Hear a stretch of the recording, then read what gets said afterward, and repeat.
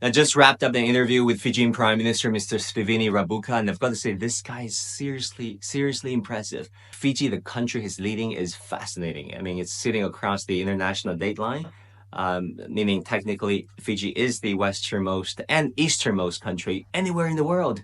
But here's the kicker. Here's the irony.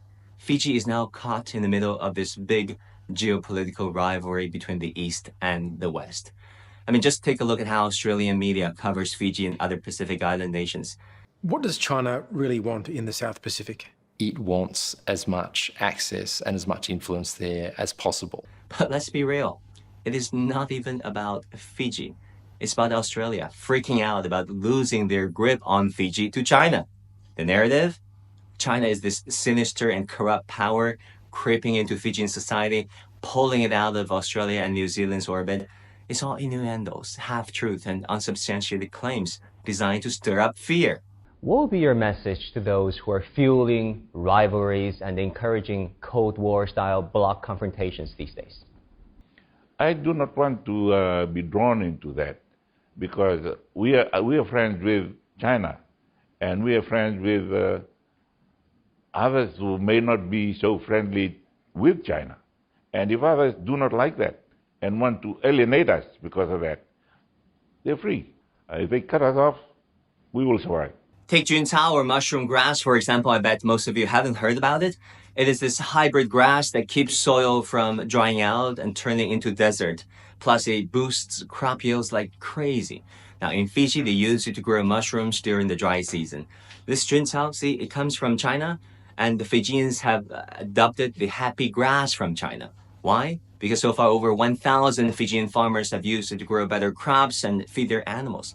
See, this is the kind of stuff China is looking to share with our South Pacific island countries, partners such as Fiji, and I haven't even mentioned the airports, expressways, and stadiums that Chinese engineers and construction teams have been building and upgrading over there.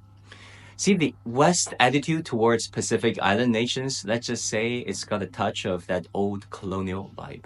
Remember the Solomon Islands? A few years ago, there was talk about the public security deal between them and China on anti-piracy, tsunami relief, joint climate efforts, the works. But as soon as the Australian media and the Western media caught wind of it, they leaked the story and tried to shut it down before it even could get off the ground. Why? Because they didn't want it to happen. But seriously, why can't the Solomons make their own decisions? They're a former UK colony, sure, I know that, but so is Australia. How would the Australians feel if the UK was still dictating terms to Canberra on what security agreements it could sign? And this is not a one-off.